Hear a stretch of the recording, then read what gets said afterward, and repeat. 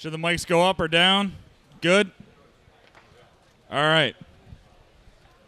So, I've had the pleasure of interviewing all three of these guys and getting to know them over the last few years, and just really great trackers, really great people, and they do a lot of things the same, but you also do a lot of things a little bit differently. So we're just going to talk about, I'm going to let you guys do most of the talking, but we'll talk about some things that maybe you do the same and some things that you do differently. How's that sound? Sounds good. Is this mic good? You guys here in the back? Awesome. You hear me now? What about me? All right, so why don't we start with finding deer tracks? And each of you guys maybe talk a little bit about what your strategy is in the morning to find a deer track. Well, my strategy right now is I know Lanny's building a new Suburban, and I'm going to try to get the extra set of keys so I can take that cross lots and find a big track. I want to talk about the Suburban that they're selling raffle tickets on. It's got brand new tires on it. It's been used. The tires are just new last year, and it's got a new winch on it. So, just so you know. And it comes with a brand new muzzle loader also. Will you find a lot of deer tracks in that Suburban, Lanny? I have, and last year I saw 6 bucks, and nobody shot nothing because everybody said, well, the horns are either too small or the deer's too small. The antlers are okay. I don't have a freezer. That was one of the excuses I heard. I said, what do you mean you don't have a freezer? Go shoot the deer. I don't have a freezer. And I don't want to gut it out either, they said. Well, I'm not gutting out your deer, so. And might as well leave the gun to home. Who are you hunting with? Probably not going to hunt with them again, right? Well, I couldn't help but laugh about it. I mean, come on. But back on the question, the original question was about finding a big deer track. One of the tips I talk about in some of my seminars, and a lot of guys who start out, me included when I started doing this, made the mistake of, if you want to be a tracker, you got to go find the track. And what happens to a lot of guys, you get into an area that looks good for deer. You see a big rub or you see a scrape, so you slow down and you start looking for deer. Well, just so you know, you're no longer a tracker. You are now a still hunter. That's the difference. So if you want a big track, you don't have to be quiet. You don't have to sneak through the woods because you don't have to sneak up on a track. Finding the track early in the day is the key, or at least it's very helpful, but don't still hunt if you're going the track. That's my opinion. How do you find a track, Hal? I just walk. And that's to the point. He just walks. He doesn't look for the deer, stop, look around. He just walks. He covers ground because he knows the sooner he finds a track, the better. Well, if you take a buck track like I have a few times, I've taken them 3 days old, 4 days old. Depends on post-rut. They don't go hardly nowhere. That's why the tracks disappear on you. You know, if you're driving around when the rut starts, you see big buck tracks all over the place, if you're lucky. Post-rut, no. Some of those bucks will lay down 6 times from here to over there after the rut's over. All they're going to do is feed. So if you take a track that's really old, sometimes and you're just sneaking along, you're never going to catch the deer anyways. But some of these deer I've caught by noon, 1 o'clock, and the track is 2 or 3 days old after the rut. So don't be afraid to take an old track if the rut's over. How about you, Hal? Well, when I go, people ask me that all the time. I like to get my sleep at night, so I'm not one that gets up and runs roads in 2 hours before daylight. Because what if you find a track? That's just my theory. Everybody's different. If you find a track 2 hours before daylight, what are you going to do? Sit there for 2 hours and wait on it? Or if you leave it, somebody else might get it, right? So you got a dilemma. So all I do is I don't know until morning where I'm going to go hunt. Everybody asks me, where are we going to go tomorrow? I don't know. I'll let you know in the morning because it depends on the weather at night where I go. And I just get things rumbling around my mind. And I get bored going the same spots. I might go a couple days in the same area. But what I do is I just leave my house in time to get where I want to go at daylight. So if it's a half-hour drive, I'll drink my coffee, have my breakfast, and I'll wait till a half an hour before to go, and then I go. And if I'm lucky, once in a great while, I'll catch a track that I want. You see tracks in the road, but I'm looking, obviously, for the biggest ones. And once in a while, I get one that way, but not often enough for me to keep driving around. So I go to where I'm going, get out of the truck, load my gun, put my pack on, and I just strike off. And I usually just, when I hunt for the day, whether I'm still hunting or tracking, when I'm trying to cut a track, I'm going to make my plan is, I already have in my mind, I'm going to make a circle for the day. I don't want to go in and out the same way, although you could cut a track on the way out, but I'm bored with that. You know what I mean? I'm not confident with that. So I just make a big circle for the day, and you'll cut a track sooner or later if you do that. Sometimes you get lucky and cut one right off. Sometimes you're a couple hours into it before you find the ones you want. So let's pretend you are a road runner. You ride around a little bit and you see this nice buck track, but you don't think it's quite big enough. You know how you stop people from tracking that deer after you drive off, but you may want to come back? You back out of the woods. You won't walk straight out. So it looks like you took off tracking the deer. I've done that many a time too. Not because I want to take it, because I don't want someone else to anyway. Yeah, that's I remember one day I run over. They get in the way too of these people. One day Thanksgiving week when they're traveling, a lot of times they'll come out in the road and they're just trying to get somewhere, and they'll walk the road at night for maybe a half a mile, and then they'll cut in, and it's pretty easy to see that going down the side of the road. I put one of my tires on my Ram Charger right in that track and run it right out to the end. Keep going. Well, they can get in the way, the people too. I've had that happen. Yeah. Not that I would ever do this or have heard tale of this, but if you back into the land, walk backwards into the land that's posted, it looks like you walked out. What's that, Jeff? That's what I just said. Yeah. The only time I walk backwards is on the posted property. Yeah, that's the only time Jim walks backwards. And it's probably where I learned it. I didn't know if Jim wanted me to give him credit for that one or not. I learned a ton from the man, but I didn't know if he wanted me to.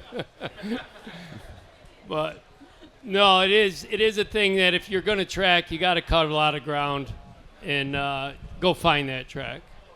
That's the big part. And I've read about Lanny picking them up at 2 and 3 in the afternoon, and I think the point of that is don't give up at noon. You know, you can, like he had said, especially after the rut, you can find a track that's 2 days old and catch him without much problem. He's exhausted. Mother Nature tells him he's got to eat a little bit more. He's not going all that far. Nothing's 100%, but that's the odds we're going with. Well, when I was a younger fellow, when I hunted in Vermont, my dad used to drop me off about 15 miles away. Was no choice, was there? So this is what happened one time. He drops me way off, and he's going to go hunting that Black Falls Basin up in there. So he dropped me way off over towards Richford, if anybody knows where that is. It's about 15, 20 miles away across the mountains there. By noon, I was back, and I cut him off on a big buck track. I didn't realize I cut him off. I'm coming back through the woods, and here's this nice big buck track. I said, geez, look at that. It's brand new. I didn't follow that deer from here to hardly over there, and I shot it, and it weighed 244. My dad comes on, how far do I have to drop you off so you don't get in the way? Well, I used to cover a lot of country when I was a young fella. How Well, I about didn't find any tracks until I got to where he was hunting anyway. That's why we headed that way. how about on that topic? How much ground is an average tracking day for all three of you guys?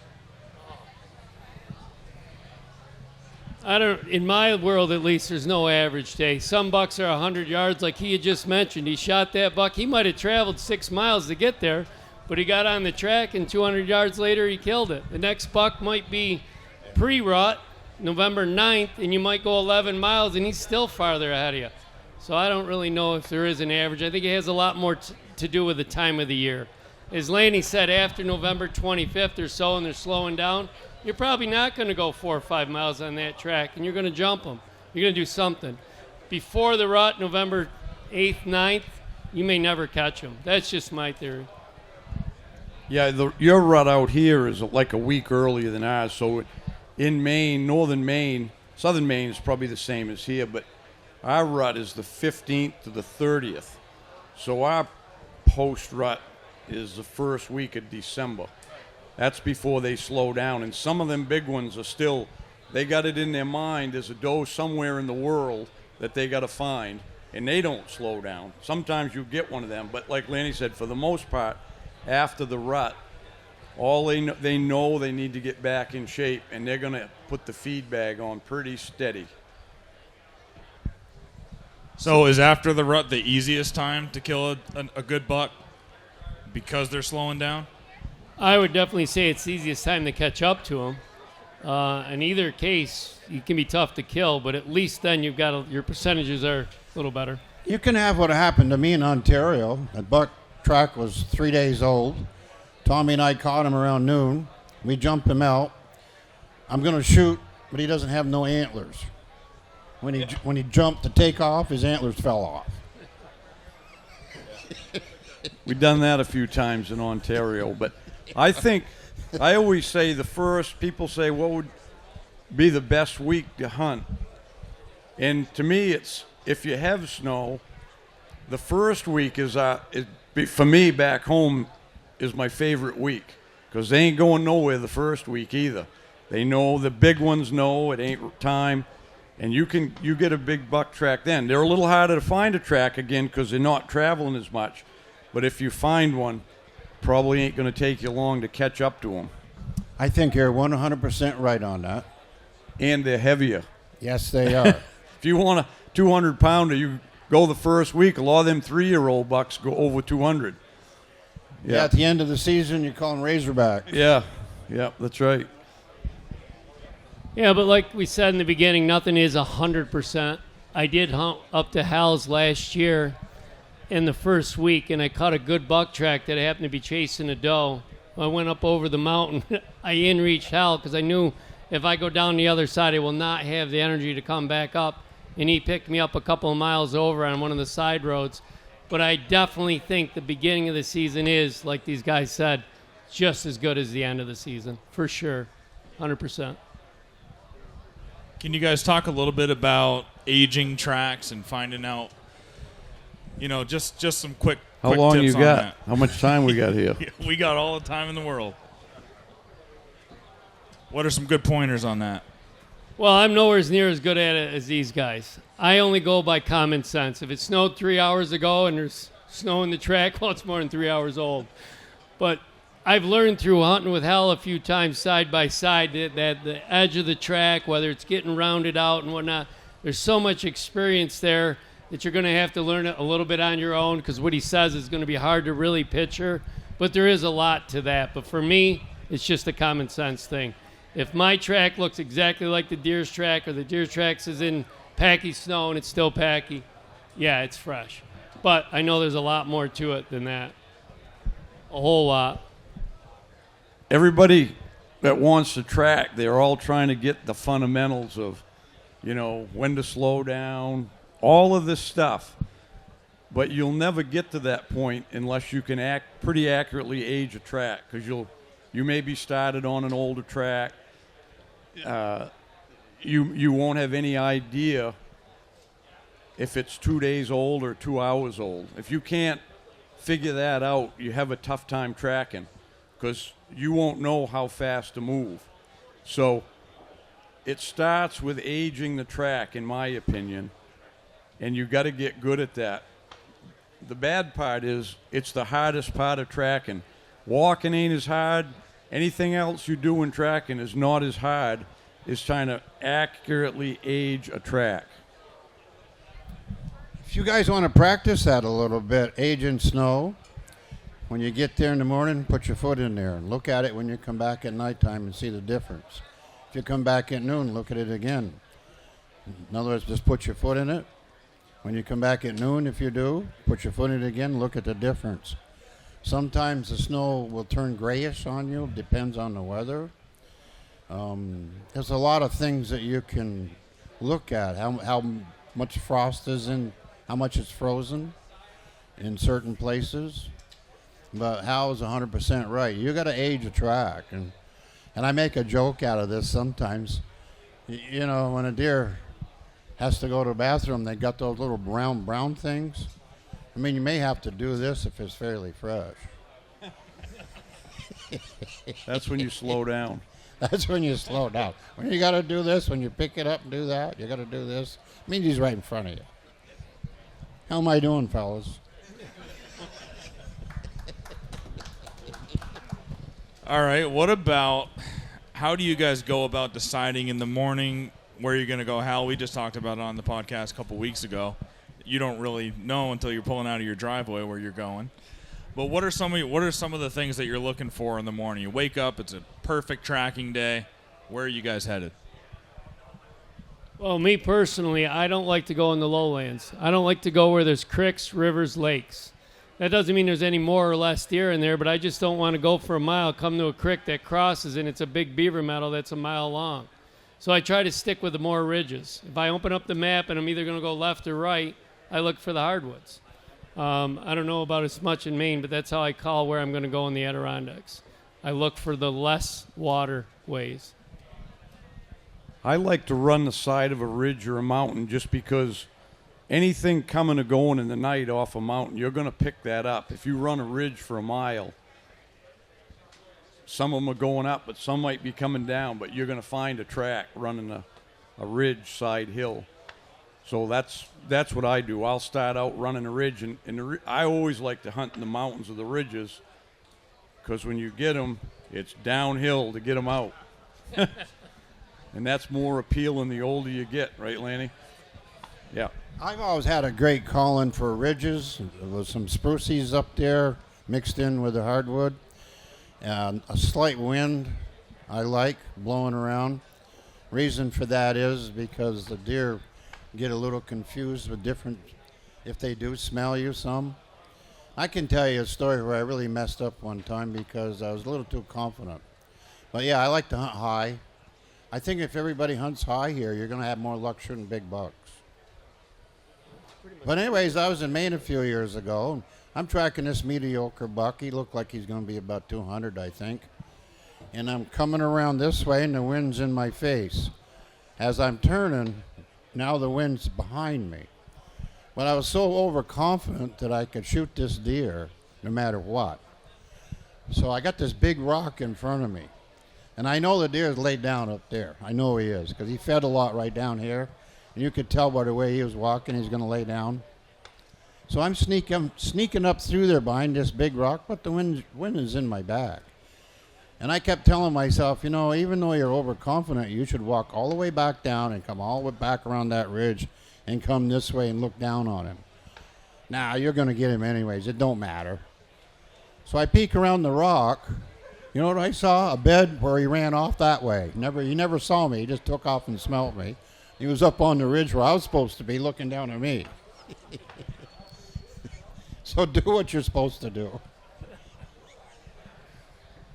I kind of laughed about it. I thought it was funny. What are the most important things to remember when you're getting close and you really got to slow down to not blow that opportunity? What's the most important thing? When you're getting close. Well, I can tell you one thing that's important. Don't make any noise. You got to be so quiet. It's crazy. Those deer can hear so much better than what you realize. It's unbelievable. They can hear you whispering right here, and they're all the way up there. I've seen this happen to me before, whispering to somebody, and you see their heads go like that. Well, as far as my opinion, and when I'm getting really, really close and I'm very confident, I'm like Lanny said, sometimes I'm overconfident. I'm just convinced that I'm going to see that deer. And he's feeding. It's ultra fresh. I've been on the deer a few hours. I know I'm right with him. My theory is to take a step and let him make the mistake. I look for him to twitch an ear, turn his head, stand up out of his bed, take a step. I don't want to be moving when he makes the mistake. So I'm very cautious in the end with the one step at a time. It might be a minute or two only between steps, but I stand still waiting for him to make a mistake. Now, obviously, there's a lot of variance on this. If you're not real confident he's there, you got to get moving. You got to make sure you jump him by the end of the day. You got to get him up and going. Hal's told me that many times. I've shot some on crunchy snow. Yeah. You're making a lot of noise, but if you know the rut's going and he doesn't have a doe and he's out of sight and he's like 200 yards away, but he can hear you crunching, don't keep going. Sometimes I've shot him, I just stop and sit on a rock somewhere where they can't see me, and I wait. Because he heard me up there. Now he's curious. Is that a doe down there running around? What is that? I've seen him come looking for me before I went looking for them. And I've shot him from here to you. Because I was behind a little spruce tree, and he come right. I see him coming. He come right around, walked right up. He hadn't seen me yet. Turned right around and looked at me. But I was already aiming, had my muzzle loader ready to go. And I called it powder burn time. Hal, what about you when you get real close? What's important to remember? Well, be quiet is really, like Lanny said, is the most important thing. And to me, that comes down to your clothing, really, and your gear. And guiding for over 30 years, I've seen it all in clothing and equipment. You can tell people to bring this or that, but they saw an advertisement on TV that told them they needed something different. And like Lanny said, you can't believe how close, from how close they can hear you before you get anywhere near them. And what happens when they hear something, they might not know what it is, little stick snap, some kind of a rustly noise, but what they do is it's like their antennas go up and they're laser focused right there. And as soon as they see movement, they're gone. And so if you've got noisy clothing or a pack that's pulling on the brush or something like that, you ain't going to make it. It ain't going to matter. You can track all day, but you ain't going to close the deal with that stuff. That's why I've always been a wool guy. Joe likes his polar fleece, which is as quiet as wool, but I don't know why you don't freeze to death in it when it's wet. I don't think he has any feeling. He don't feel pain, you know. So, come on. But you got to have quiet equipment. I mean, deadly quiet equipment. You can test it yourself. If you had a pair of any kind of pants, a lot of the guys wear the camo stuff, and if you take a stick and you rub it across that, I got a video somewhere on there about doing that, or you go like this, snap it on the clothes, and you hear that. Buck hears that 50 yards away. You can't have that kind of clothing and expect to have any success tracking. That's tree stand clothing. You know, it's funny, when I was doing the seminars with Jim 10 or 15 years ago, and I was trying to promote how important it was to sneak up on that buck and kill him without being detected. I don't know if this was a good analogy or not, but I would say pretend there's a guy up there with a gun that's going to shoot you, or you're going to shoot him. That's how sneaky you got to be in the end. Let him make the mistake. Let him make the move. You're going to be a whole lot more quiet and a whole lot more thinking if you've got that mentality that's how good you got to be. I've got one story I'd like to tell. I've snuck up on a lot of bucks, but I also ran up on them and shot them too. But when I got older, I had to do more sneaking because I couldn't go as fast as I used to when I was younger. Yeah, really. Way slower. So I'm sneaking up on this buck, and on top of a mountain, which we all like, and I have to stop right here because I'm looking over here and I'm looking over there. I can't go any further because I'm going to make noise. I know I am. So now I'm trying to figure out, do I have to back up and go around this stuff? Or can I go over here?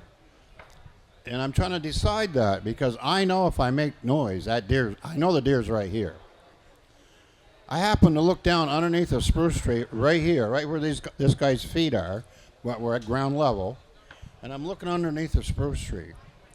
That's where that buck was. That's how quiet I was. The deer didn't know I was there. And what I saw was he had his head up, and as he's breathing, it was going back and forth a little bit. That's what I spotted underneath a spruce tree. Now, can you imagine a nightmare that buck had a few seconds later?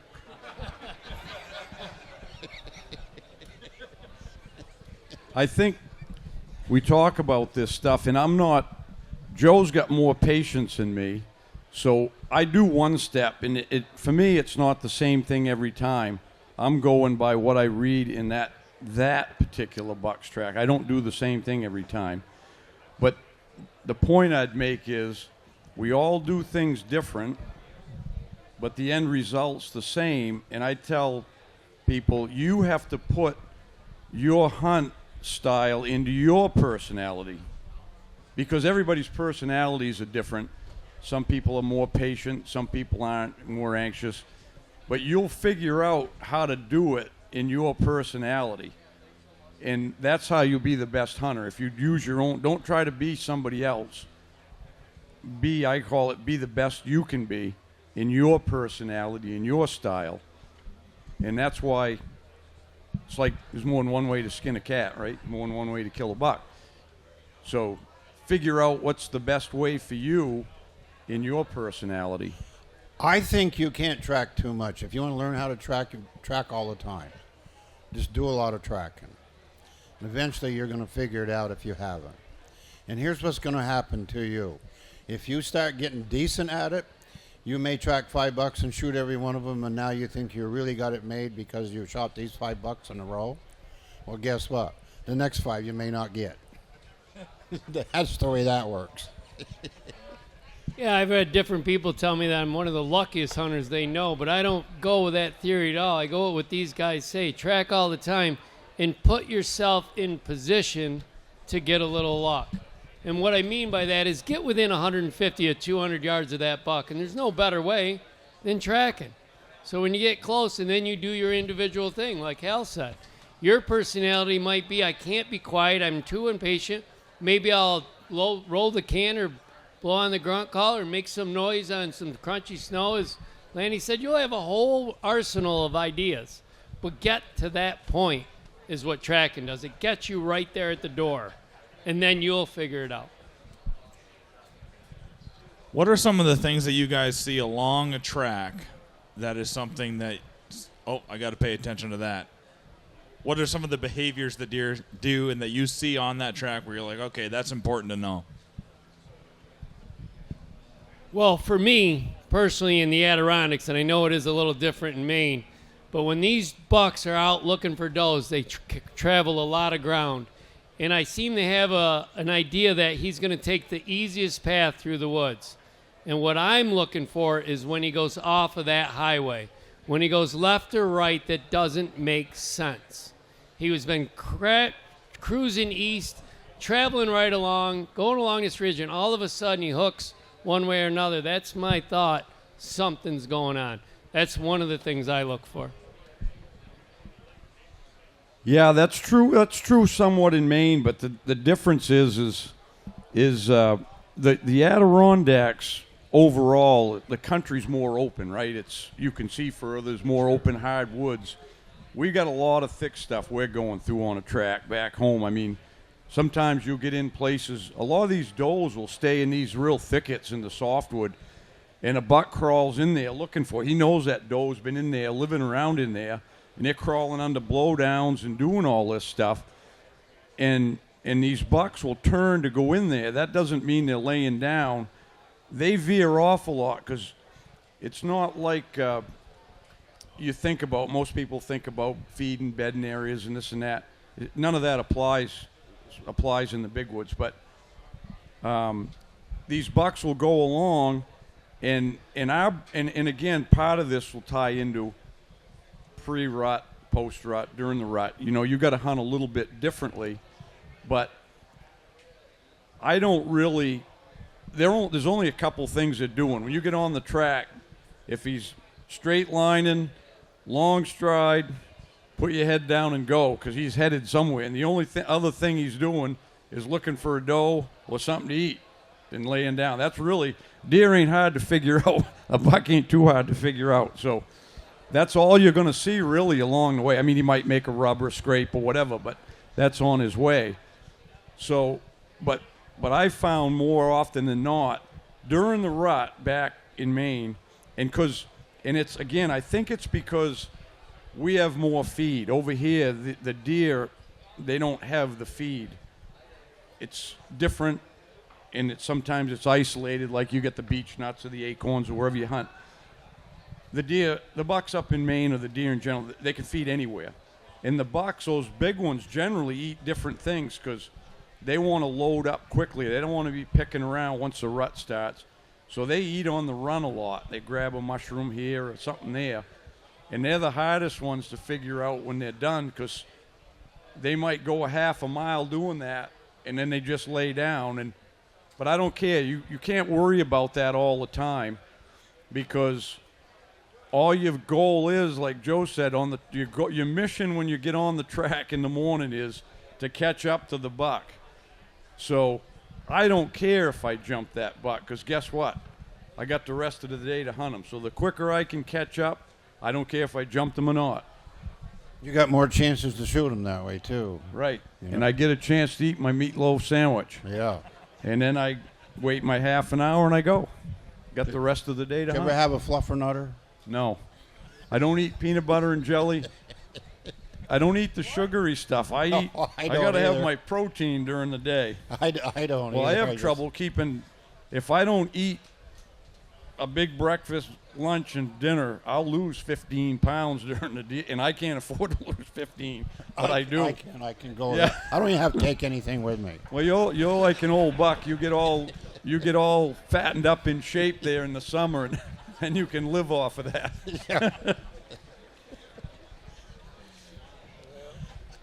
The best buck tracking thing you can possibly do is have a doe that's ready with a nice big buck with the doe. They're easy pickings if you can find that. They're really easy. You just got to be patient and plug along behind them. And I can tell you a bunch of stories about that. If you jump them out, doe runs that way and the buck runs that way, don't run right over there and start tracking that buck.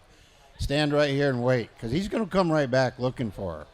If she's ready, he ain't giving up. I don't care what you do. You can't drive that buck off that doe. The only thing that's going to get him is someone like you guys are going to plug him.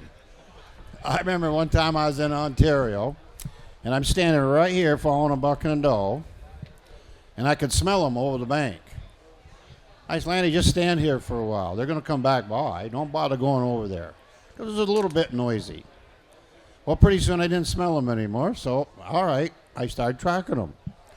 See, but I didn't listen to myself very good. About 10 minutes later, I come back around right here, and they walked right over my footsteps. I said to myself, just stand here.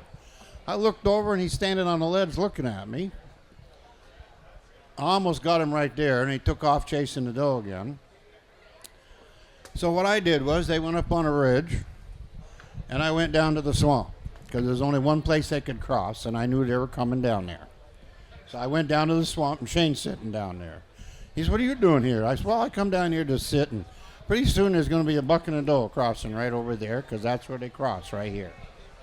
So we sat there for a few minutes. I said, well, look, there's the doe. And then he pops out. So he wanted to lean up against a tree. I said, okay, you go lean against that tree. I pulled it, went bang. He looked at me. I guess I shouldn't have leaned up against. No, you shouldn't have leaned up against the tree. What do you want from your trail cameras? I know what I want. You basically just want to make sure that if a buck walks in front of it, the camera is capturing it, plain and simple, right? And with cell cameras, you want to make sure that after it captures it, it's getting sent to you. And it's not getting hung up somewhere, and you don't have to worry about, oh, did you format the SD card the right way, or did you use the right SIM card with the right cellular network, or what did you do that is making this image get caught up? with Moultrie Mobile, you don't have to worry about that. I've been using Moultrie Mobile cell cams for 5 years now. The ones that I bought 5 years ago are still working. They're outdated now, but they're still working. But this year I'm running 20 Moultrie Edge 2 Pro cell cams, and I know when I put that into a tree, it is giving me the confidence that it's working. And there's brands out there where you just don't know, and you don't have the confidence when it's up in a tree, and then you have to talk to customer service, and you have to go through a whole line of troubleshooting items. With the Moultrie mobile cameras, they make it super simple. They have an auto connect feature, which will find the strongest cell signal around from the 4 major networks and automatically connect to that, so you don't have to worry about that. You don't have to install a SIM card. You don't have to bring an SD card and format it.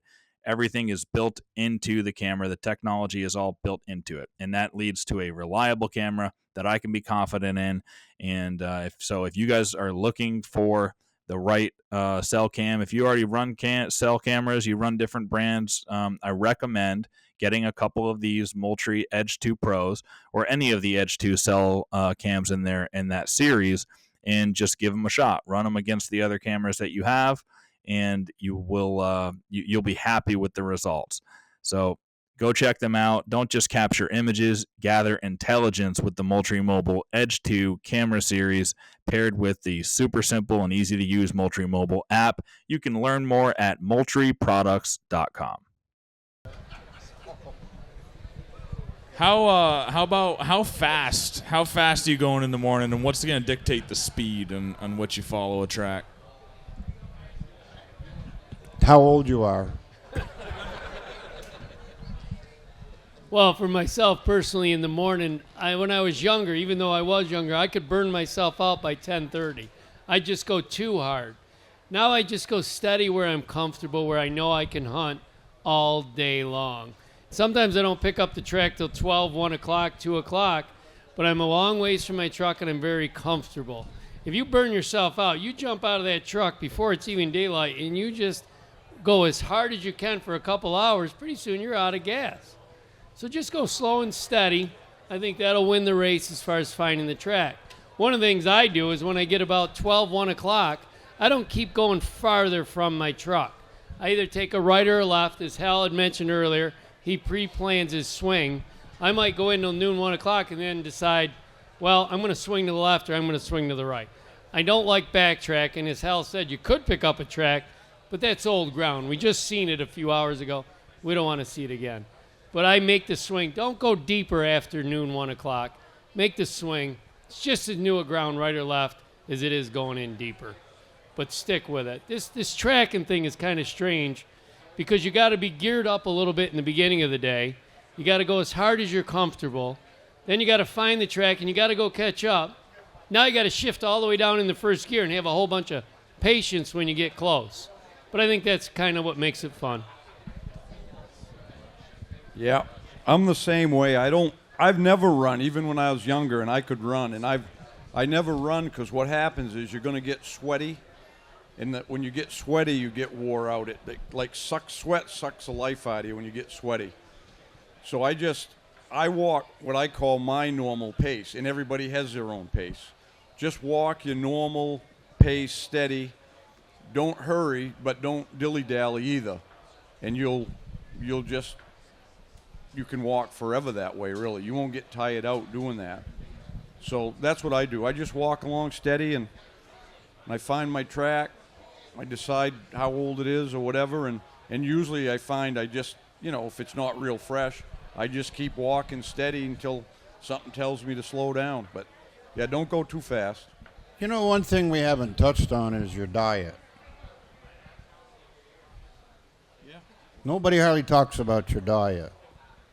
What you need to walk in those mountains every day. Because you're going to burn a lot of calories. What are you going to burn? Maybe 20,000 calories in a day? Like Hal said, he loses weight. Well, when I was a young fella, I ate most all day long because I was burning a lot of calories, and I'd still lose weight. In 2 weeks, I'd lose maybe 10, 15 pounds, but eating off and on all day. So you can burn a lot of calories, but the diet is what you really need. If you want to have stamina all day, you better have a lot of fat in your diet. forget about the chocolate bars. Forget about the sweet stuff. You need some old mountain men food. Meat So- and potatoes. Yes, sir. Forget the junk food. It tastes great, but it doesn't do a thing for you. Actually, it hurts you in the end. Don't do a high carb diet like they used to talk about. Low carb, that's what you want. Protein. Meat. Yeah. Gotta have it. A lot of fat in your diet. In other words, high cholesterol diet is great. So, believe it or not, my cholesterol level, I've always had a high cholesterol diet, and my cholesterol in my blood is like 48. I don't look that way, do I? The doctor looked at that and he said, how'd that all happen? Yeah, I've often said it that I'm in the best shape of the whole year on the last day of deer season. So they are right. And you do got to eat the right stuff to keep you going, because there's nothing worse than on the second day on a snow week and you're done. You're burnt out and you can't go. You don't want to wound yourself by going too fast when you're out of shape. In other words, let your muscles warm up. Let them get good and warmed up before you push yourself a little bit. Don't hurt yourself, because if you pull a tendon, it's going to take a week and a half, 2 weeks for it to heal. It's going to screw up your whole week. So go slow the first few days, get used to it.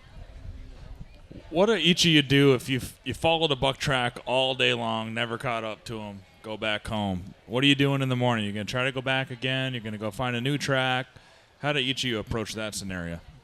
Well, if I tracked a buck all day and I didn't catch up to him, it's going to depend a lot on where I left him. If I left him deep in the woods, I'm going to look for a new track. If he was a really, really big buck and I wasn't that far and I didn't scare him yet, there's a chance I'll go back to get him again, but it's pretty rare. I do normally, if I don't kill the deer, I've at least scared him a couple of times and I'm looking for a different buck. Because myself, personally, I think he doesn't forget about you overnight. The next day is not a new day. It's an extension of the day before, and he's still looking back for you. Now, like Lanny said, though, I mean, if he hooks up with a doe or something, that's totally different. He's not going to give up that doe. You can scare him 3 or 4 times. He's still going to be wherever that doe is.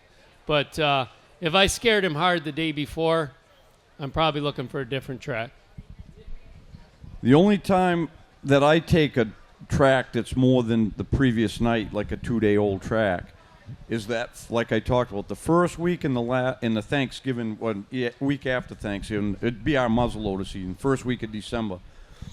I'll take an older track, because like we were talking about earlier, they're not usually going that far. Once in a while you find one, and I'll go back again. That one I shot, if you've seen the film, the Brutus, if you saw that one, I went back on that one because I knew from the first time I jumped that buck that I'd kill that buck, because I knew he was already wore out. It was a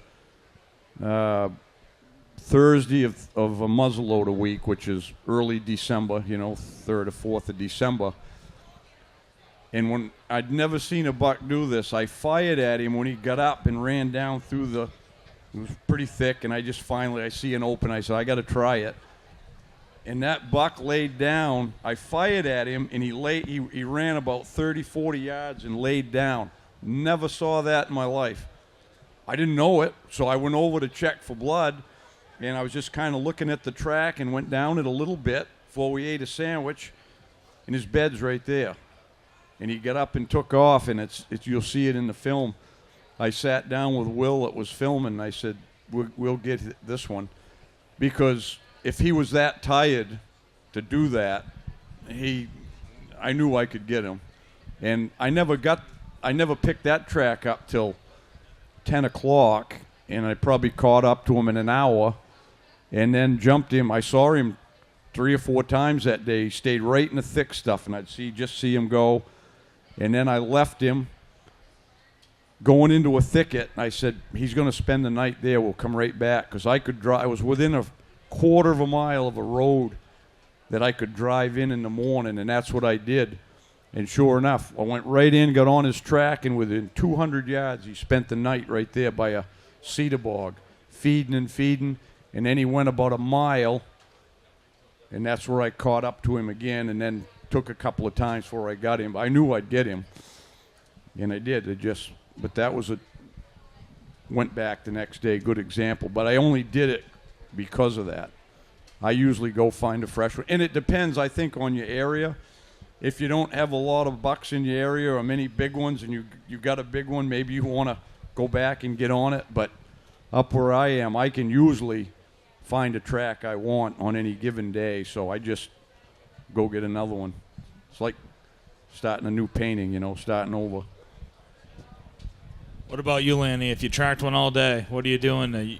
Only if he's special or what? If he's a special buck, I'll come back the next day. And I'll come back the next day. That's just to drag them out. Yeah. Usually it takes, longest I've tracked a deer is 3 days. Shot and missed him the first day because he dropped into a hollow.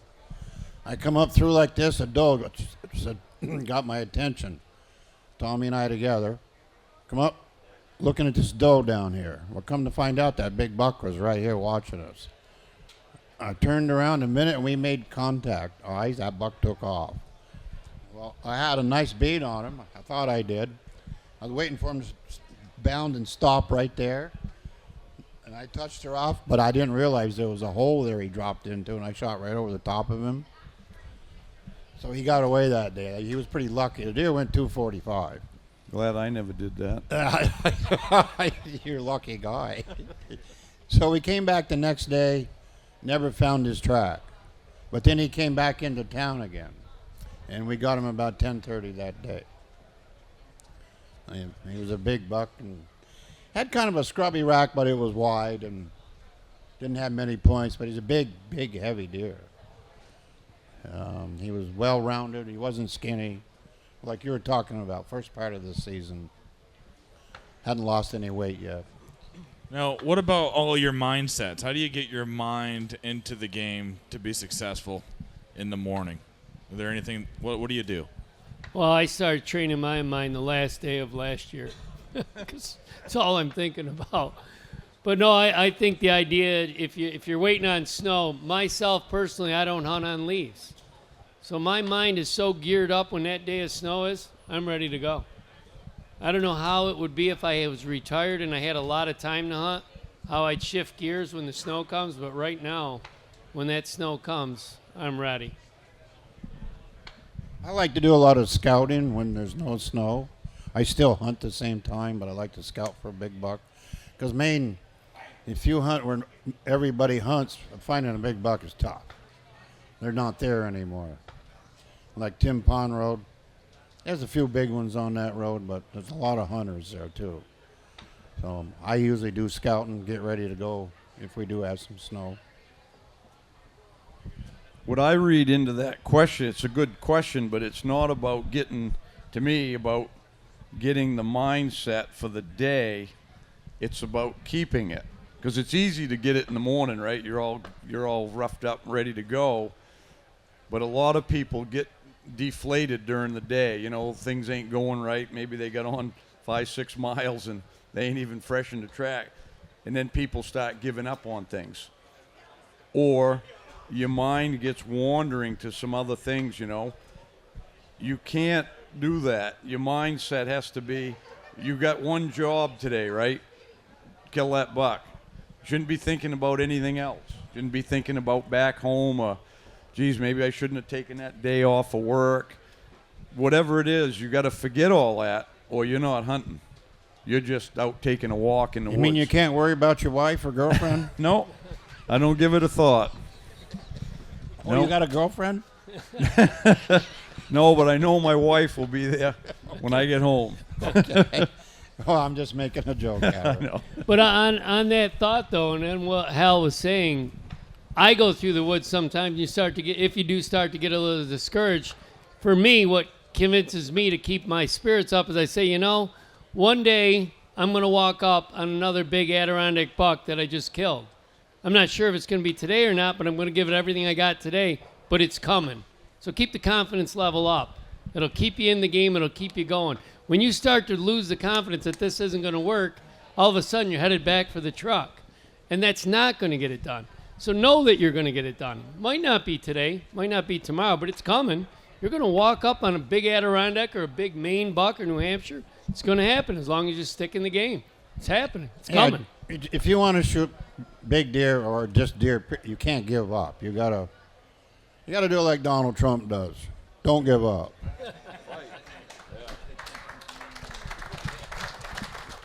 What's some advice you give to a young kid that's just wanting to get into tracking, in terms of if you could paint the scenario for him to go out there and have the best odds for a week or the type of snow? What do you tell a young kid that's not going to discourage him? What do you call a young kid? Like a 10-year-old? Actually, we'll rephrase it. How about just somebody who's brand new to tracking? It's their first time going after a track. So we're talking about somebody who hasn't tracked in the big woods, I assume. Somebody who might be a tree stand hunter, wants to switch from the farmland to the big woods. Again, and I said it already today, pick an area that's got the ridges, as Hal had said, and Lanny, it's got the little greens on the top. Go find that track. Don't go up there finding deer. My advice to anybody who's going to try to this and want to be a tracker, get to the track. You can go up there and still hunt these big woods, and these guys would have killed deer that way, but nowhere near as many. So get to the track. My advice to him would be, don't worry about seeing a deer. Don't even worry about killing a deer. Worry about getting to that big buck track. That's door number one. We'll go from there. My advice would be, because I've seen it over the years, I learned a lot from guiding, more than you ever would like just hunting on your own, because you're interacting with a lot of different people from all walks of life.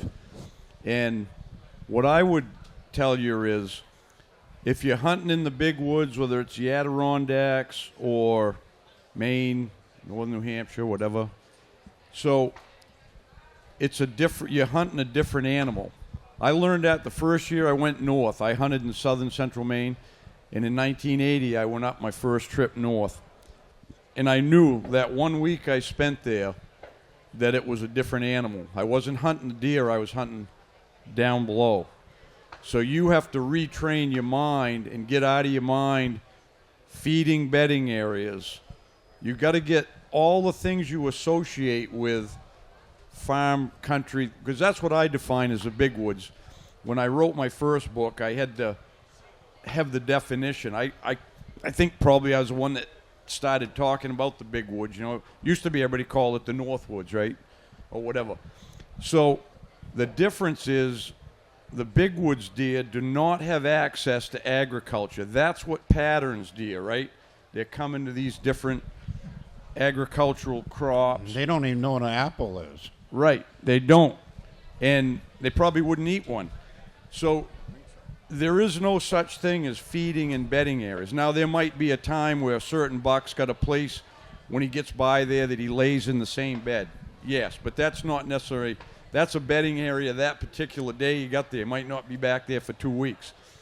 But you got to forget that stuff, because it'll distract you, because you'll be always questioning what you're doing there on your track, because you're thinking, well, maybe, I wonder if he's headed to his bedding area. I wonder where the feeding, don't just forget it and learn what that buck is showing you, because the easy part about tracking is everything that buck did before you got on his track, which was probably the night before, is written in the snow. It's right there, just like written in a book. You follow it, you see exactly what he did in his life, and you just got to interpret it and react to it the way you're supposed to try to get him. And that's it. But you got to remember, you're hunting a different animal. So, what your question was, a young fella, say 15? Well, he says first-time tracker. Yeah, well, young fella. Yeah, it could be a young fella tracking, but even if it's an adult, somebody that's going to go out for the first time and not just so they don't get so discouraged. Well, this is what I tell young people if I take them hunting. I haven't taken any young fellas for a while, but this is what I used to tell them. They're like ghosts in the woods. You can track a deer, not see it, but all of a sudden there he is. He disappears as fast as you might see him. So I always explain it to them. It's like tracking ghosts, because they're not there.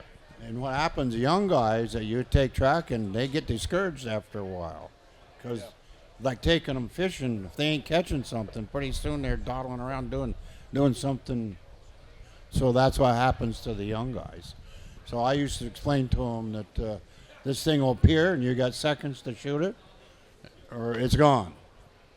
Or go track a doe or a small buck, right? You don't have to shoot a 200-pounder your first time out. Right, you don't have to go shoot. I suggest not trying to learn on the biggest ones, because you will get discouraged because they're the smartest ones. If you've never tracked one, I tell people, if you can kill a spike horn tracking it, and it's your first time, you've accomplished far more than sitting in a bean field and shooting a 150-inch 8-pointer out of a bean field in a shack. You've really accomplished something.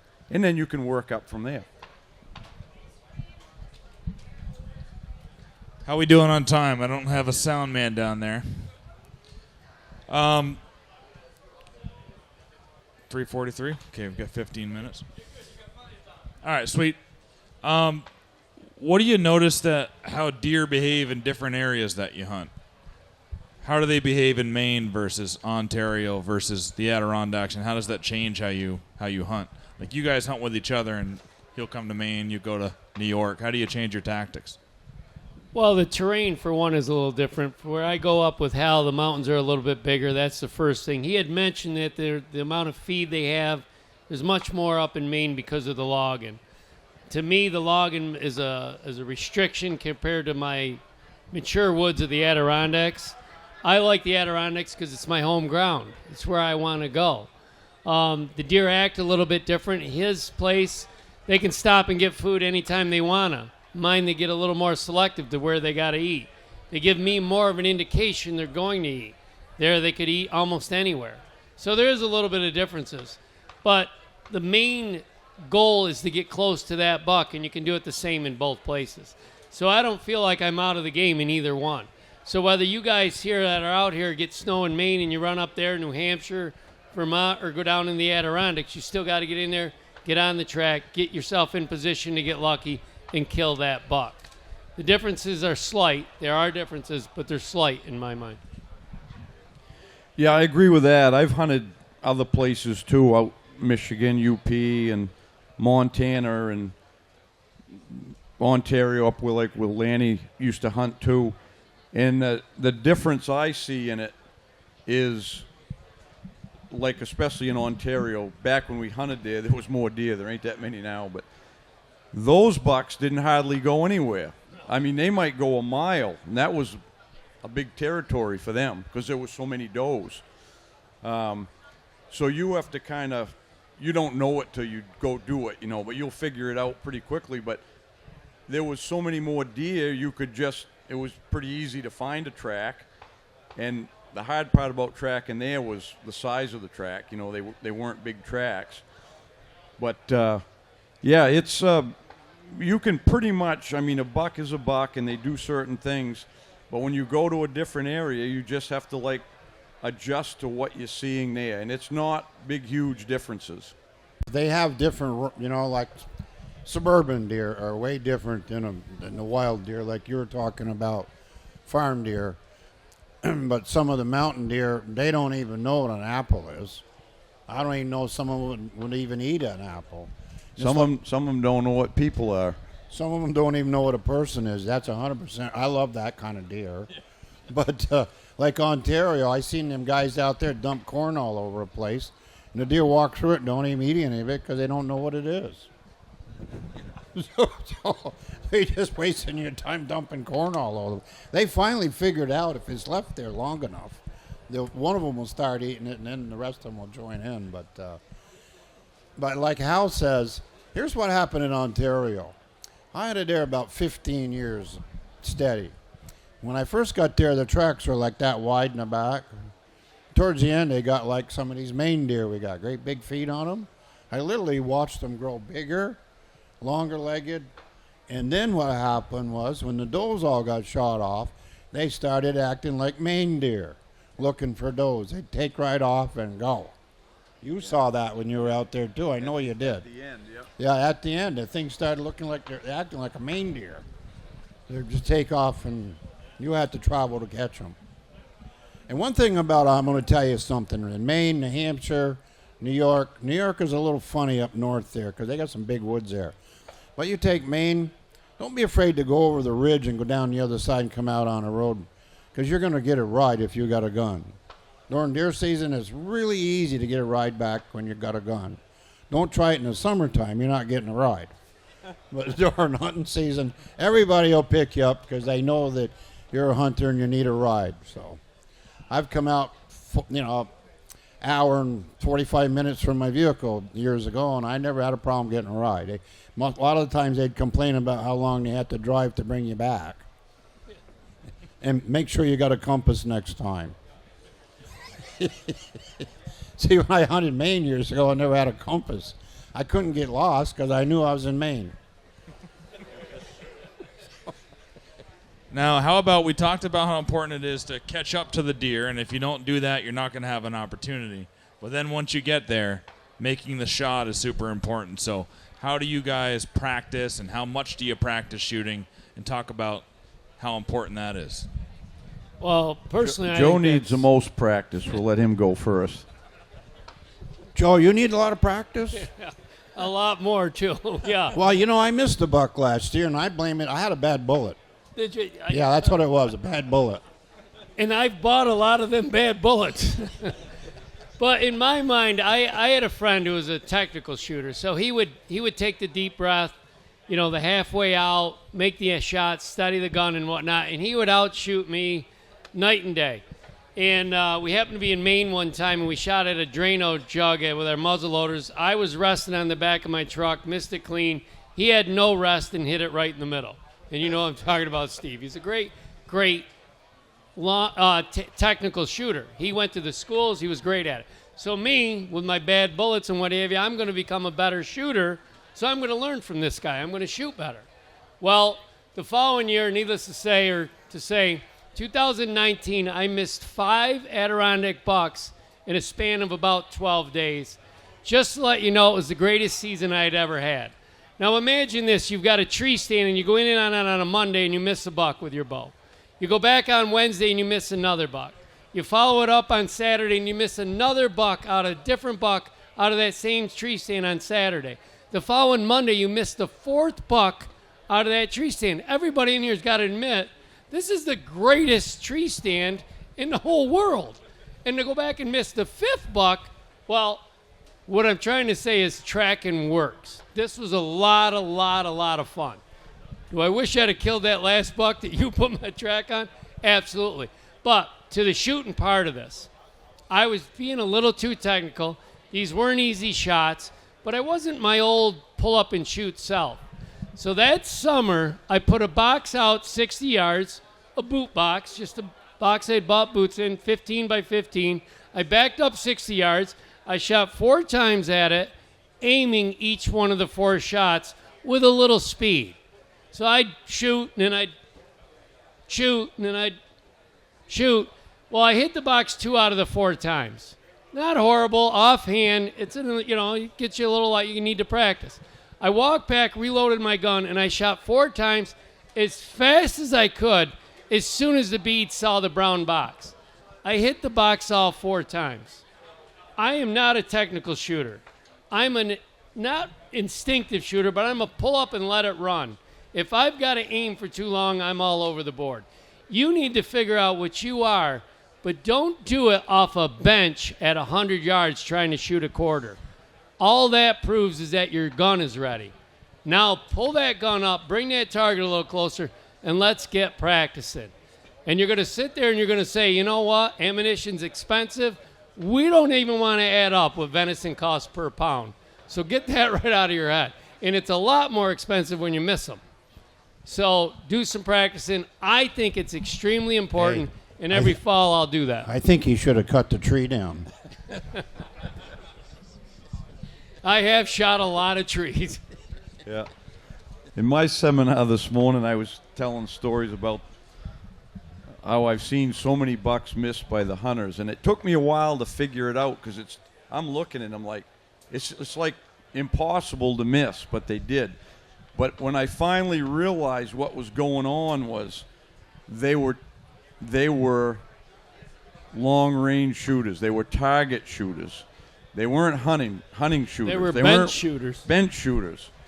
And that's how most people practice. And it doesn't do you any good. None Put it on the whatsoever. bench, zero it in, that's fine. Once you know your gun is sighted in, do not ever again practice off the bench. You shoot offhand, and the first thing you want to do, and don't change guns. Find the gun you like and keep using it, because you're going to get muscle memory for your safety, your trigger. Everything will be muscle memory, and your sights and everything. Don't change. But the easiest way to practice that, which is fun, because if you just shoot at paper and go down and look and see where you hit, blow up some balloons about 6 inches and go staple them on a sheet of plywood or a cardboard. And at 50 yards, if you can hit a 6-inch balloon in 2 seconds, that's all you need to do. Don't worry about anything else, because you're going to kill a deer if you can shoot like that. But it's fun shooting. But in the beginning, practice, have your gun down, practice throwing it up, get safety on the way up, and just shoot. As soon as your bead hits that, or crosshair if you use a scope, pull the trigger. Don't, because as soon as you stop and try to get the perfect spot, this is what happens, right? And then you're trying to rush because it keeps dancing faster and faster. You'll never be a good wood shot that way. So practice that way, up and shoot, put it down, take safety off. And then once you get good at that, where you can hit them balloons, then you can run through a magazine if you want and just pick different ones. Boom, boom, boom, fast as you can shoot them. Best practice. And then beyond that, you can roll tires with balloons in the middle. Don't worry about shooting paper. The one thing Hal is saying is you can do that alone as well. And believe me, this isn't a ton of practice to get better at it. A box or two, from the first clip to the 5th clip to the 7th clip, you're going to be amazed how much better you get. Now, obviously, the more you practice and you get as good a shot as Lanny is, but if you'll just do that with a couple boxes of shells, you are going to be so much more prepared for that shot, for sure. I wore out two barrels on my 270. Wore them right out, shooting the thing. So you don't have to shoot your high-powered rifle. You should just blink with something to start with, and then pick up your high-powered rifle in the end, get your muscle memory with the safety and stuff. But during the summer, if you want, take a 22. Practice point shooting, because sometimes that's all you're going to get.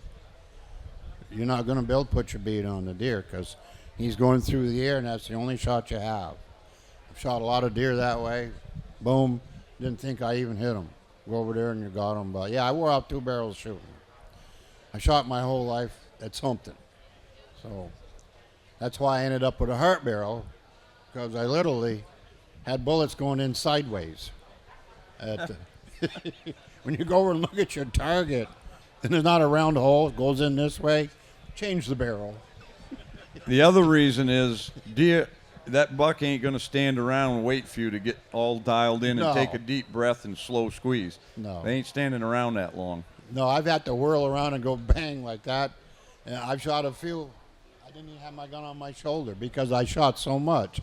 I could point shoot and still hit the deer. So I've shot a lot of them just not even using the sights. If you watch some of the videos, Tommy there wanted to film me shooting some stuff in the air with my 270. I said, well, go to town and get some apples tonight. He comes back because apples about that big. I said, there's bigger apples to throw up. So he was throwing them up in the air, and I was shooting them with the 270. But the problem is you can't do that around here. You got to be in big woods where you're lobbing a shell like Ontario, where it's wilderness. So I got a quick story to tell you about that. A friend of mine shows up, and he's got a 243. And he just wants to go woodchuck hunting. He wants me to shoot the gun because the gun shoots really good. And that's all he could talk about. I said, I'll shoot the gun for the day's over. Don't worry about it.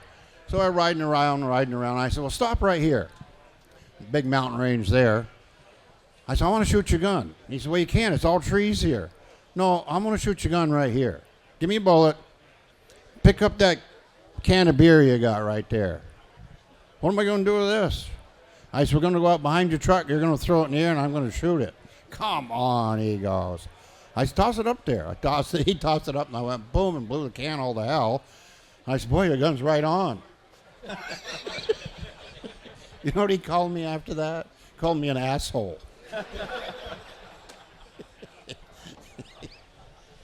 Well, I think we're getting close to time here, but I want to end it with maybe what are some mistakes that you find that hunters are making all the time that could be fixed, that will make them more successful on a track? Well, and I've said it several times through here, so I'm just going to say it again because that's how much I believe in it. If you want to find that track, don't hunt deer. Hunt the track. Once you find the track, I think all three of us would agree, don't leave the woods without jumping that buck. Use some common sense. It gets around 3 o'clock, 3:30. Pick up the pace. If you don't get in the game, you don't even have a chance.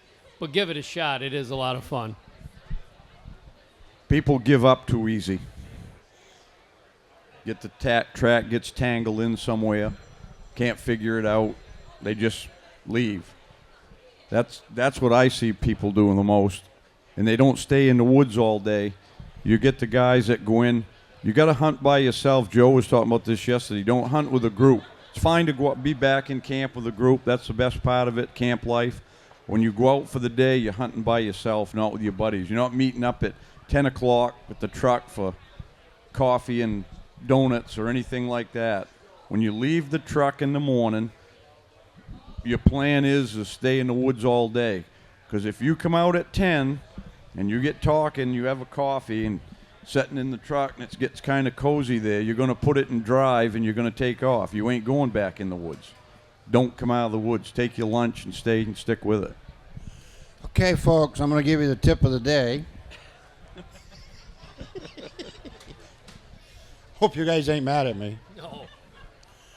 Okay, here's the big mistake that people make, especially, say the track is a really big buck track. And what happens is your heart starts to pound a little bit. So how do you know you're doing it right when you're tracking that deer? I'm going to tell you, if you're not losing that track while you're tracking that buck, you're looking down too much. What you got to do is you got to glance at the track and be looking up here. And when you look down and the track ain't there and it went that way, that means you're looking for the deer the right amount of time. If you never lose the track by just plugging through the woods, I've had people walk right by me and never see me because they're like this. The only time you're going to see the deer is if it stopped and you bump into the back of it. So make sure that you and you should practice. You should practice the 3 memory step too. That way you can take 3 steps and not have to look at the ground. That's in the video if you want to ever watch that. And you can do that. You can practice that. But keep looking for the deer. There's so many people that don't look enough for the deer. I can't talk about that enough, and he'll vouch for that. You know what I call that? What? Beagling. Yeah. They're like a beagle on a track, nose to the ground. They're beagling. And you will do that a lot more on the biggest track you're on. Yeah. You're so impressed with that. That's why I mentioned that. Yep, because you're so impressed with the size of that track. Man, it's a big track, and you catch yourself looking down. I broke the habit of doing that because I was guilty of it as anybody out there by stepping off from the track. I couldn't follow it. I had to be 2 to 3 yards off and look for the deer because otherwise I would, like Lanny said, I'd have to bump into him to see him because Well, you think it's 300 pounds and it's got an antler like this. I had him gutted back to the truck at the contest, hung in the garage, and I never looked up because it's so big. It's memorizing when they're that big. Like I said, your heart flutters a little bit. And it is a great tip. Go up. And if you happen to be tracking an average-sized buck and he gets in with a bunch of other deer, don't get discouraged. Like Hal said, stay with it. Back up 50 yards. Make a 200-yard swing around there. Find where he left the bunch of tracks, and you're back in business. If the first swing doesn't work, make it a bigger swing. You'll find where he left, and you'll be right back in the game. Don't get discouraged about the deer yard. You'll figure it out. Can we go now? Yes, we can. Hey, round of applause for these guys. That was Thank you all for coming. It's a lot of fun. Thank you. Thanks.